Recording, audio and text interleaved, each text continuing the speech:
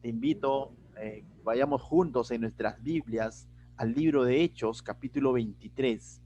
Estaremos meditando esta mañana sobre estos versículos, pero previo a eso sabemos que Pablo está en problemas, ¿no? Pablo está en dificultades, Pablo está de pronto, está de alguna manera preso o custodiado, ¿no?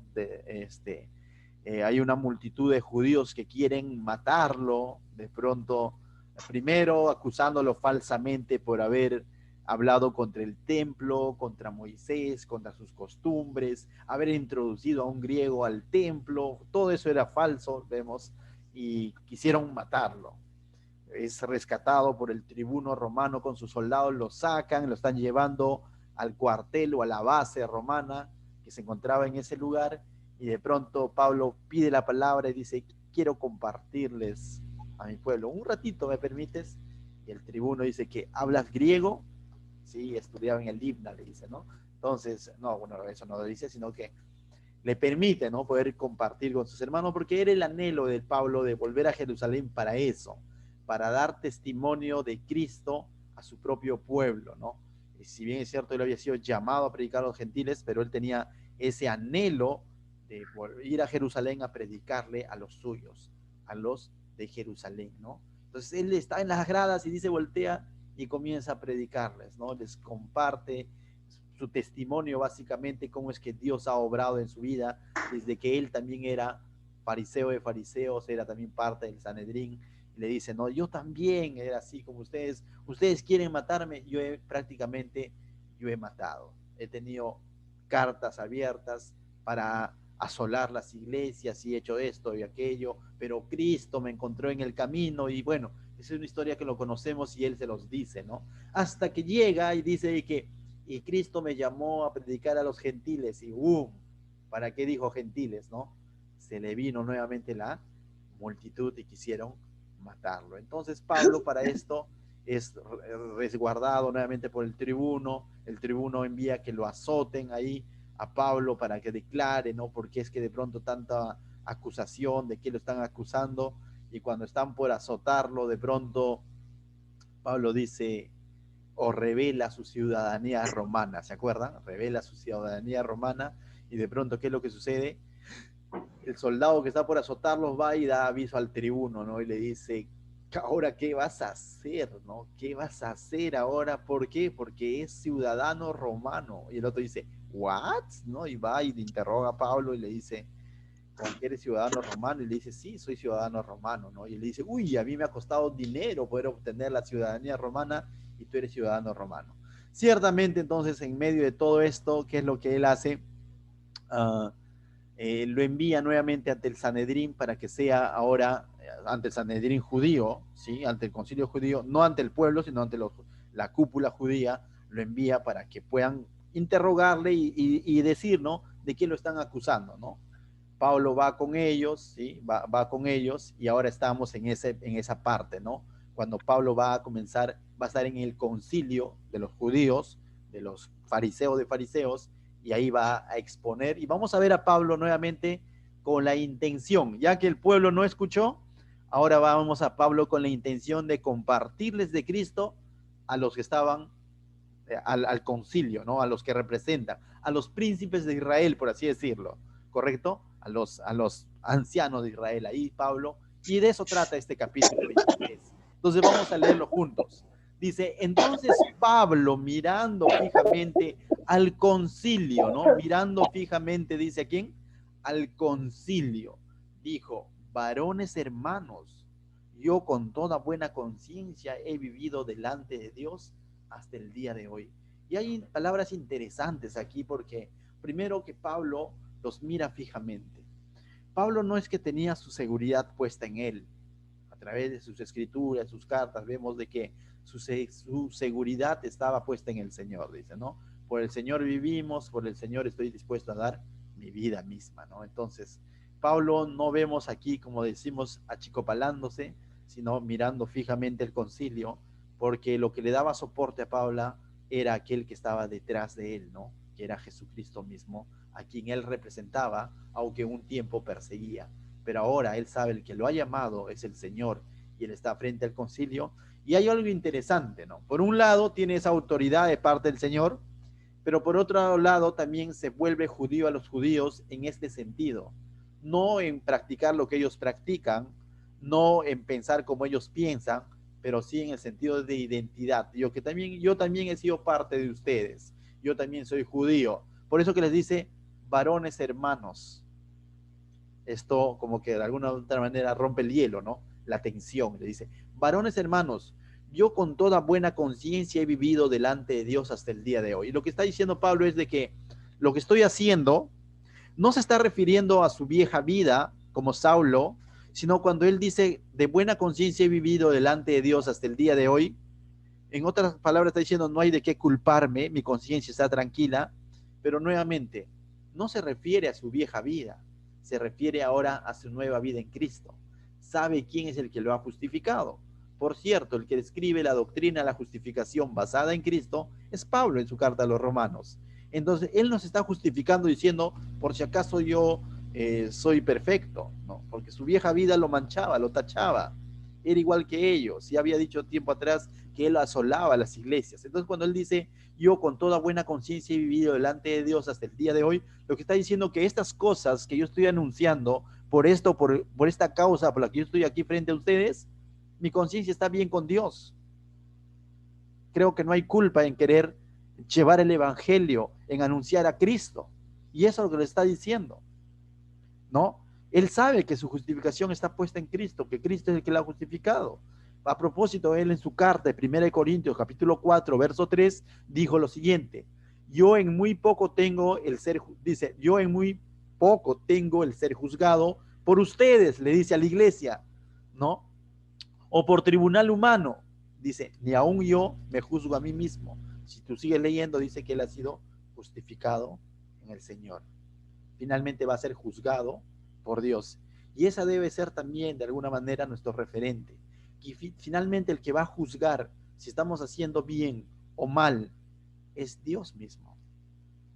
Esto trae una responsabilidad, ¿sí?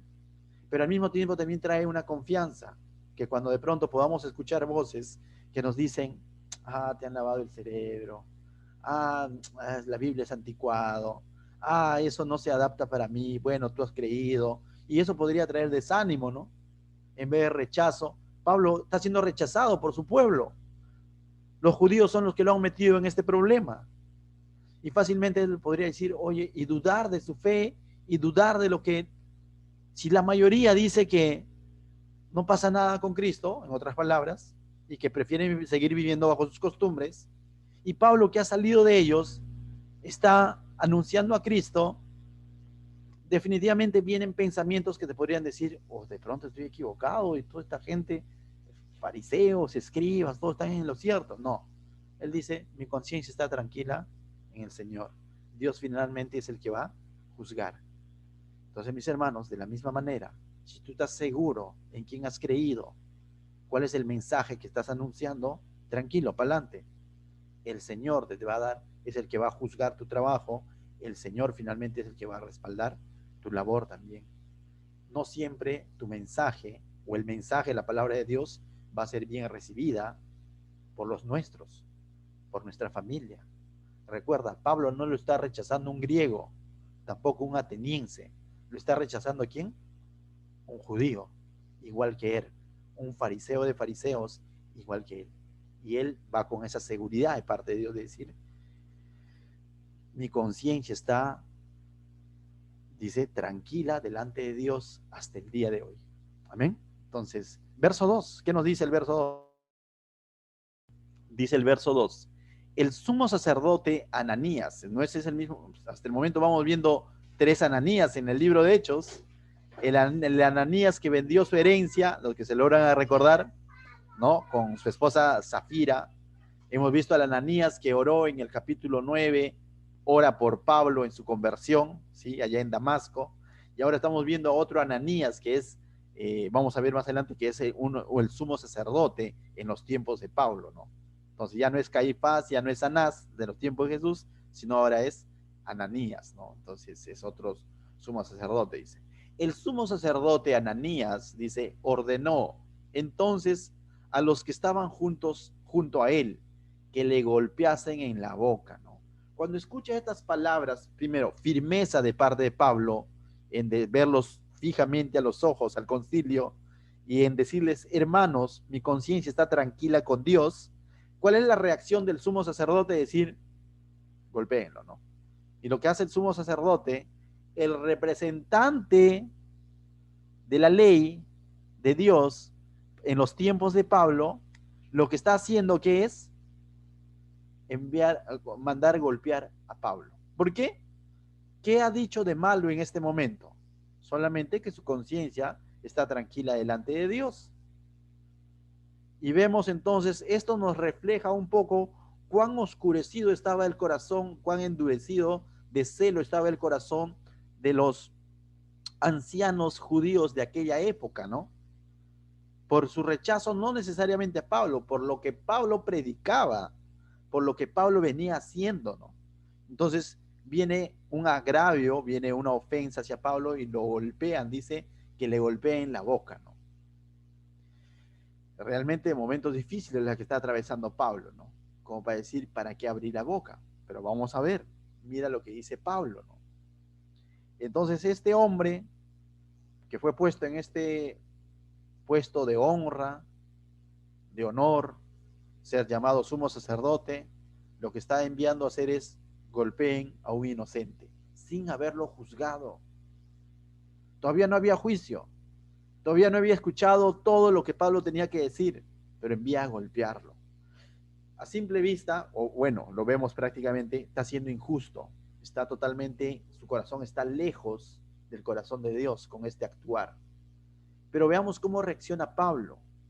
Verso 3 dice, entonces Pablo le dijo, Dios te golpeará a ti, pared blanqueada. ¿Estás tú sentado para juzgarme conforme la ley y quebrantando la ley me mandas golpear? Y vemos también a un Pablo, no creo que se lo había dicho suavecito, ¿no? Sino Pablo también indignado por el golpe en la boca, ya con una bemba probablemente ahí, ¿no? O sea, y le está diciendo, Dios te golpeará a ti, pared blanqueada. ¿Y qué quiere decir esta frase?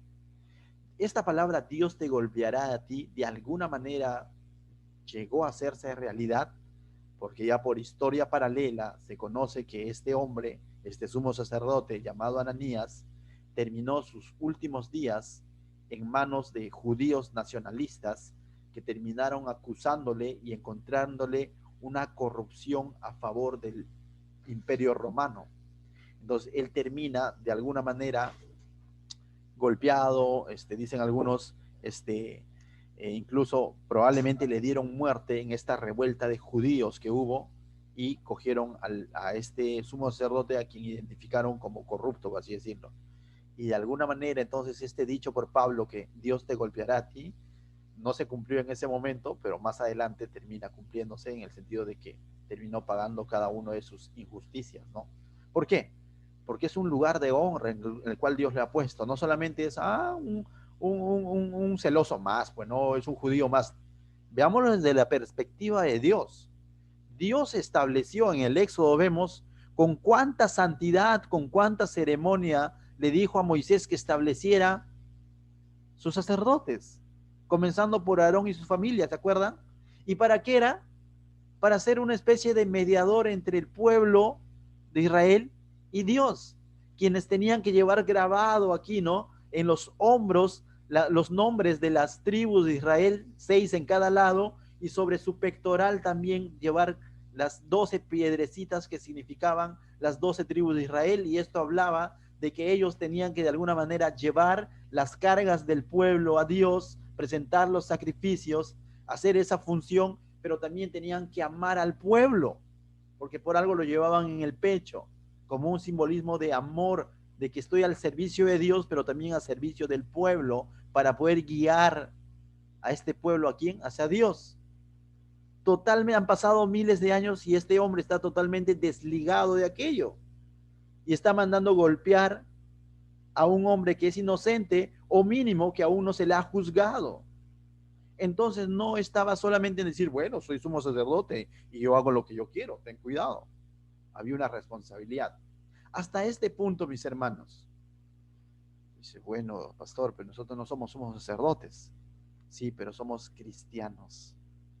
Según las cartas de Pedro, dice que somos real sacerdocio, pueblo escogido por Dios, adquirido por Dios, que nos ha sacado del reino de las tinieblas a la luz admirable. Dice que somos embajadores de Cristo, llamados a llevar la palabra de la reconciliación, según segunda de Corintios 5, 17 en adelante. Pero nos quedamos en el 17. De modo que si uno está en Cristo, nueva criatura es, las cosas viejas pasaron. Sigue leyendo, hay responsabilidad. Somos llamados a llevar el mensaje de reconciliación, a ser embajadores del Señor, a hacer cartas vivas, a que la gente en nosotros pueda ver a Cristo. Entonces, no solamente está en el hecho de decir soy cristiano, sino tengo la responsabilidad de obrar conforme a mi cristianismo, de ser justo cuando tengo que ser justo, de ser misericordioso cuando tengo que ser misericordioso, de ser leal a Dios en su llamado. Y hay gran responsabilidad. Es triste cuando de pronto en un lugar, en un centro de trabajo, en un círculo amical, de pronto terminan concluyendo tus amigos o nuestros amigos diciendo que eras cristiano. No parecía. Es triste, ¿no? Que se diga eso de un creyente. ¿Que ese era cristiano? No, no manches, dicen algunas así, ¿no? No va. ¿Cómo va a ser cristiano? Algo así va a suceder con el sumo sacerdote, porque le van a increpar a Pablo y le van a decir, ¿por qué has dicho eso? Pared blanqueada al sumo sacerdote, aunque su título, ese honor lo había dado Dios, va a decir, yo ni cuenta me di por su actuar, no sabía. Primera lección de esta mañana, mis hermanos. Cuando la gente ve a ti, ve a un Cristo chiquito, o de pronto ve una colita, un cachito por ahí. ¿No? Lo dejo así en sentido, a modo humor, ¿no? Pero tengamos cuidado, ¿no? Tengamos cuidado en nuestra forma de hablar, nuestra forma de pensar, de opinar de otros, de diversas, de reaccionar ante una ofensa. ¿Cómo nos ven? ¿Como Cristos pequeños ahí? ¿O nos ven con cachos y colas? Hay que reflexionar en ello. Pero Pablo le sigue diciendo, Dios te golpeará a ti pared blanqueada. Esta frase de pared blanqueada se usaba también en algún momento. Jesús también dijo sepulcros blanqueados, generación de víboras. Palabras bien fuertes que fueran dirigidas al adúltero, al borracho. No. Fueron dirigidos a los fariseos. ¿Y qué es una pared blanqueada o un sepulcro blanqueado? Aquel entonces, para el contexto de aquel entonces, para el judío, ellos no podían tocar una tumba, no podían tocar un cadáver, menos, un animal muerto tampoco, tenía todo un procedimiento y después toda una purificación, ¿no? Entonces, ellos no podían tocar una tumba, ¿no? Entonces, ¿qué es un sepulcro blanqueado o una tumba blanqueada? Es algo que lleva un muerto por dentro, pero lo han tarrajeado de tal manera que pareciera que no hay un muerto por dentro. Que es ese monumento, ese lugar, esa pared, es totalmente impuro, pero que está tan blanqueado que ni cuenta se dan. Maquillado, que en el fondo está podrido, pero por fuera blanquito. Y lo que Pablo le está diciendo, tienen linda vestidura, un buen título, un buen nombre, sumo sacerdote, o sacerdotes, o concilio, o sanedrín, pero por dentro están podridos. Por eso estas palabras son chocantes. Entonces Pablo le está diciendo pared blanqueada. En otras palabras, o en una sola palabra, le está diciendo hipócritas. Palabras duras, fuertes, pero Pablo lo está diciendo tal como el maestro en algún momento se lo dijo, como te vuelvo a decir, no a la adúltera, no se lo dijo al borracho, se lo dijo ¿a quién? A los fariseos. Porque conociendo la escritura, vivían como vivían, juzgaban como juzgaban. Gran responsabilidad hay para nosotros. De alguna manera, esta noche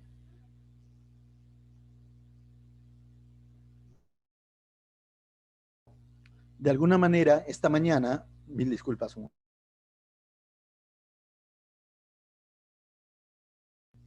de alguna manera, esta mañana, mis hermanos, de alguna manera, no solamente podemos quedarnos viendo al sumo sacerdote, al fariseo, diciendo, oh, qué malos. De alguna manera tenemos que ponernos en su lugar y decir, Señor, de pronto estaré andando como un cristiano y de pronto se dirá de mí que soy una pared blanqueada, que de pronto pueda yo decir que soy creyente, pero mis hechos dicen otra cosa. ¿Qué diría Pablo de mí si de pronto me encuentra ahí infragante? ¿Qué me diría? ¿Pared blanqueada? ¿O me diría siervo bueno y fiel? ¿Qué me diría el Señor cuando de pronto me ve hoy en mi corazón? Hoy día en la mañana estudiamos que el Señor dice, veía el corazón, el pensamiento de los fariseos. También lo hace en tu vida. ¿Qué dice Dios esta mañana de ti? ¿Cómo está tu corazón? Caritas vemos, muchos dicen, no, corazones no sabemos. Pero lo digo en el sentido, mis hermanos, para reflexionar y hacer justamente, darle esa importancia a la palabra de Dios. Es un espejo que tiene que mostrarnos qué cosas tenemos que quitar, qué cosas tenemos que afianzar en nuestra vida. Amén. Continuamos con el texto, dice, ¿estás tú sentado para juzgarme conforme la ley? Y le dice, ¿no? Y le recuerda su función, le dice, tú si me vas a juzgar, júzgame conforme la ley, pero quebrantando la ley me mandas golpear. Pero este título que le puso, ¿no? Dios te golpeará a ti, pared blanqueada, era de grueso calibre, ¿no? Pues definitivamente. Por eso es que en el verso 4, mira lo que dice, los que estaban presentes dijeron, al sumo sacerdote de Dios injurias, oye, ten cuidado, le estás diciendo esto al sumo sacerdote. Y Pablo no dijo, y se lo digo nuevamente, no dice eso, no, sino mira lo que dice Pablo, dice. Pablo dijo, no sabía, hermanos, que era sumo sacerdote, pues escrito está, no maldecirás a un príncipe de tu pueblo. Y Pablo se retracta, pero al mismo tiempo se justifica. Se retracta en el sentido de decir, ciertamente sé que al sumo sacerdote no me puedo dirigir de esa manera. Y él dice, estaba escrito, ¿no? No, ¿dónde estaba escrito? Te invito a buscar en el libro de Éxodo, en alguna parte, también en Levíticos estaba escrito que estas autoridades de parte de Dios debían ser respetadas, ¿no? Entonces, ¿por qué? Porque es Dios el que lo está poniendo, más allá de su imperfección, más allá de lo que fuese. Es decir, si Pablo hubiera sabido que él era sumo sacerdote, aún siendo él injusto, no se hubiese atrevido a decir estas palabras. Eso está diciendo. Él no está diciendo, es que bien ganado se lo tiene, pues. No, él está diciendo, yo no sabía. Es decir, porque si sabía, no lo hubiera dicho, a pesar de que lo era. Porque aquí vemos a Pablo respetando la autoridad dada por Dios y se está retractando, pero al mismo tiempo está explicando que este sumo sacerdote no evidenciaba lo que era. Amén. A veces nosotros nos podemos reaccionar ante una ofensa diciendo, no sabes con quién te metes, con un hijo de Dios, y el otro, el cobrador que te insultó, dice, uy, no sabía que eras pastor. Ah, super. No, o sea, perdón, porque por cómo me reclamaste yo no sabía que eras cristiano, entonces te enredé en mis términos. Triste, ¿no? A veces nos metemos en líos, pleitos, y tú para acá, y al final sacamos a Dios diciendo, no sabes con quién te has metido, con un hijo de Dios, y el otro dice, uy, yo, aunque incrédulo, tengo cierto temor de Dios, si hubiese sabido, no te hubiese dicho todo lo que te dije, pero triste, ¿no? Porque triste por él y también por ti, porque de alguna manera dimos la apertura a que se nos trate como se nos trata, ¿no?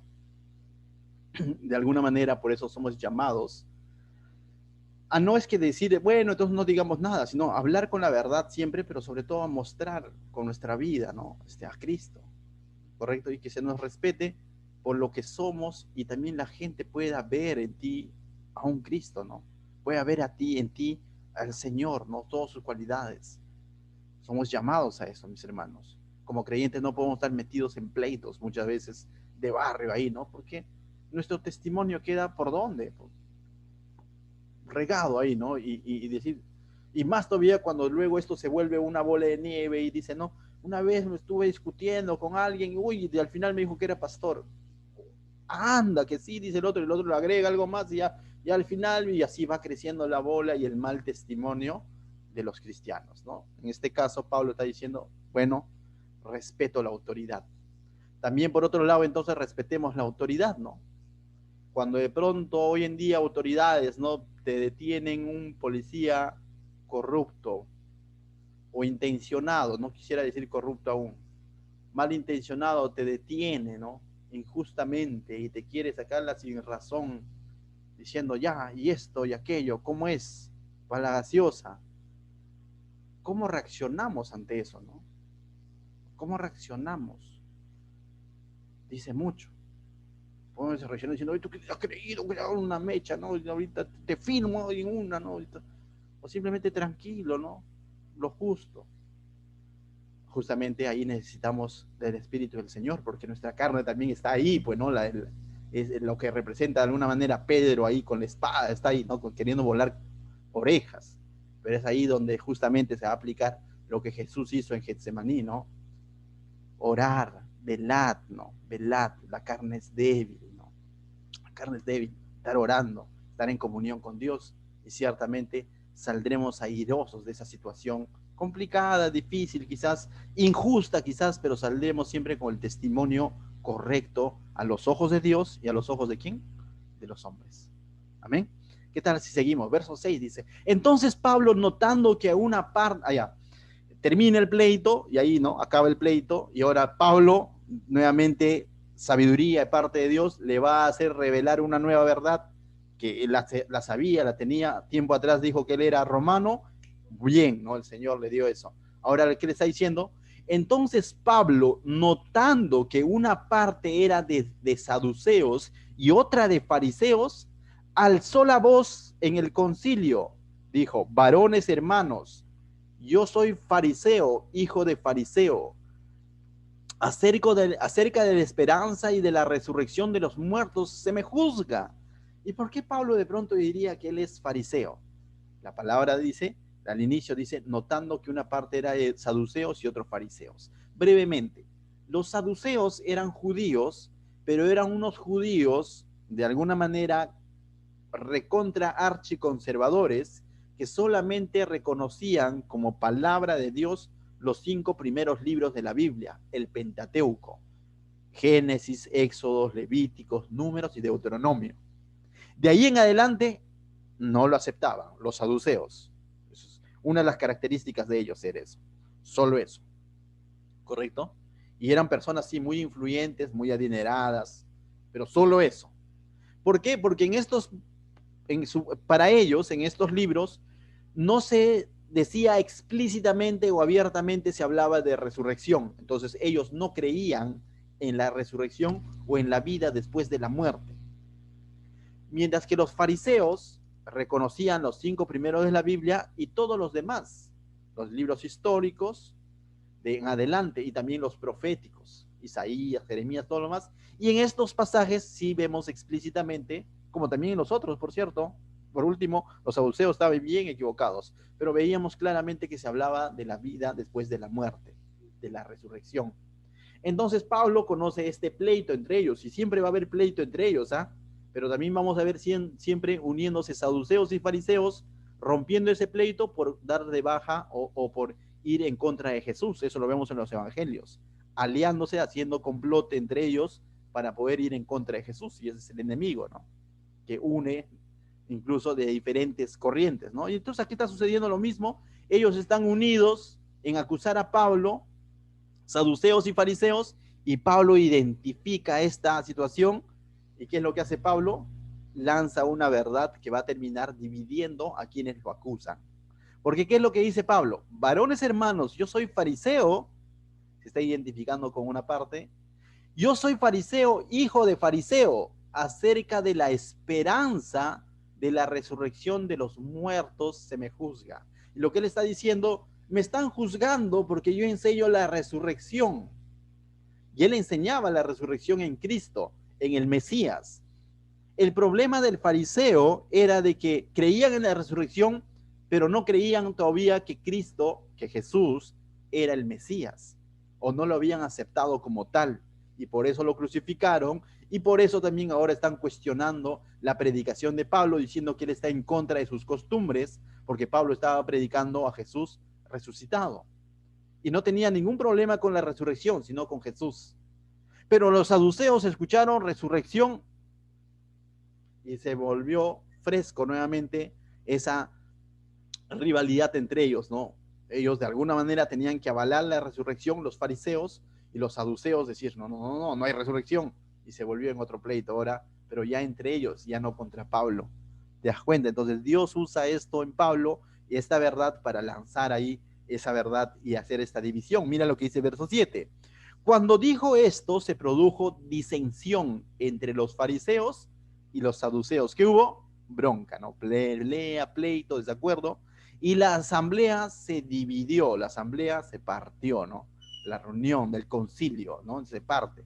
Porque los saduceos dicen que no hay resurrección, ni ángel, ni espíritu, pero los fariseos afirman estas cosas. Y hubo un gran vocerío, y levantándose los escribas de parte de los fariseos, contendían diciendo, ningún mal hallamos en este hombre. De pronto ya lo están viendo a Pablo como inocente. Y yo digo que Pablo diría, y sí, pues por gusto me han dado una bofetada, ¿no? Y ahora estos fariseos están diciendo, ningún mal hallamos en este hombre. Que si su espíritu le ha hablado a un ángel, dicen, no resistamos a Dios. Incluso lo vuelven bíblico todo, y era bíblico lo que Pablo predicaba, pero ellos ahora están aceptando simplemente porque su interés era reflejar que la resurrección sí existe, ¿no? Y vemos entonces que están saliendo de alguna manera en defensa de Pablo y los otros en contra de Pablo, y ahí va a haber un pleito por Pablo, ¿no? Tráemelo para seguir golpeando. El otro, no, porque no hay nada de este hombre, es inocente. Y sus propios enemigos terminan, ¿qué? Defendiéndolo. Esas son cosas que solo Dios puede hacer, en la medida que nos dejemos guiar por Dios, en la medida que nos sujetemos a su plan divino. Solo Dios puede hacer eso. Sus propios enemigos terminaron defendiendo ¿a quién? A Pablo. Así como se unieron en la carne para estar en contra de Jesús y aquí en contra de Pablo, ahora esta verdad y Dios a través de su Santo Espíritu está usando que estos propios enemigos terminen defendiendo ¿a quién? A Pablo.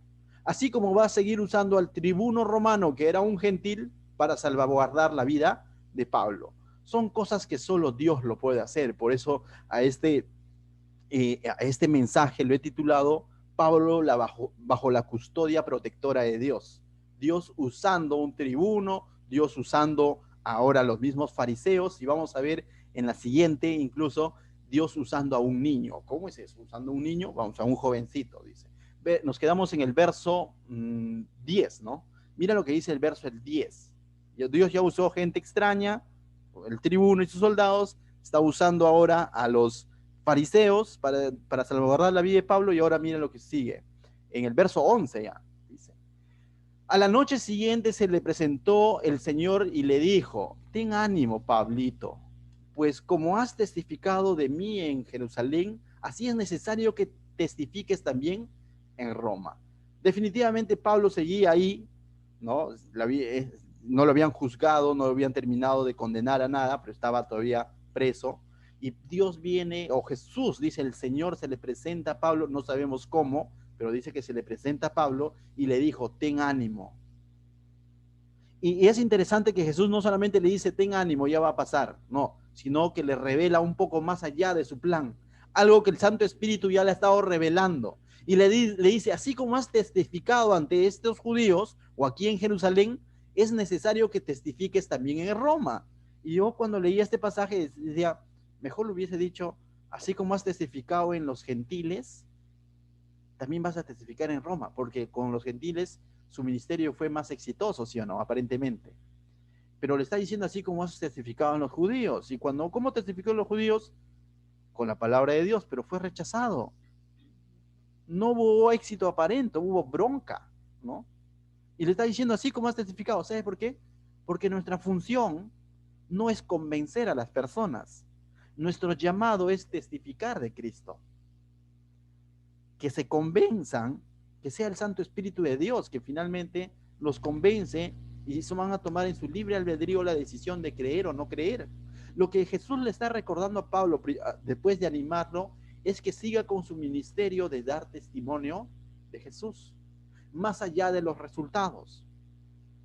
No le está diciendo así como con los gentiles fue exitoso, como en Éfeso, como en Corinto, fue exitoso. No, le está diciendo así como has predicado, Carlos, va a ser dura la cosa. Y ciertamente, aquí está predicando a los de Jerusalén no en libertad, sino custodiado, preso. Está predicando en su rol de preso, de prisionero, está predicando. Y le dice, así vas a llevar el mensaje a Roma. Pero al mismo tiempo, la palabra está siendo dura, pero al mismo tiempo está siendo esperanzadora. Lo que le está diciendo, vas a salir con vida. Va a continuar tu ministerio. Vas a llegar a Roma. A eso que te propusiste en el corazón, allá en Hechos capítulo 19, si no me equivoco, cuando estuvo en Éfeso, se propuso en su corazón, en el espíritu, ir a Jerusalén, volver a Jerusalén y luego a Roma. Eso se va a cumplir, está diciendo. Entonces, es una palabra de aliento. Pero lo más interesante es que al final le dice, ¿no?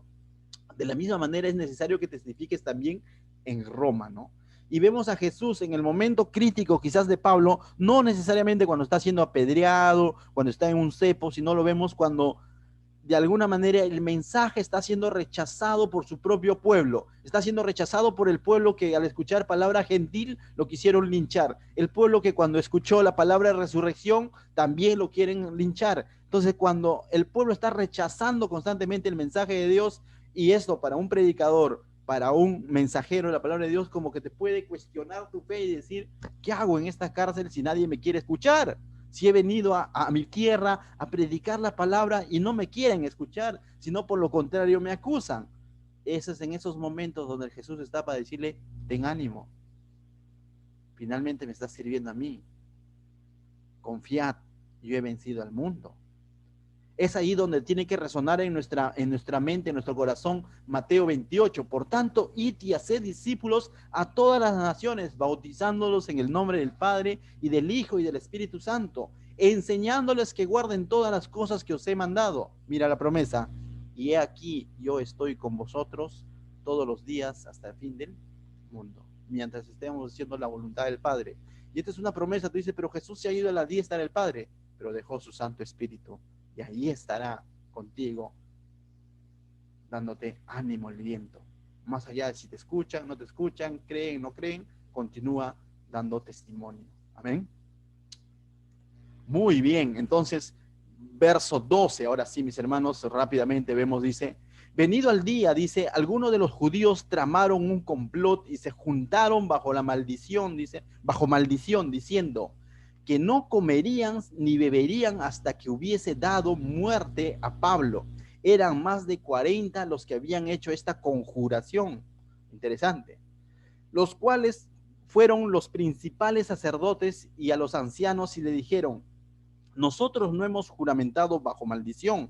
Dice, nos hemos juramentado bajo maldición a no gustar nada hasta que hayamos dado muerte a Pablo. Y dijeron, no volvemos a comer si primero no matamos a Pablo. Mira esa determinación de estos judíos, ¿ah? Estaban dispuestos a dar muerte ¿a quién?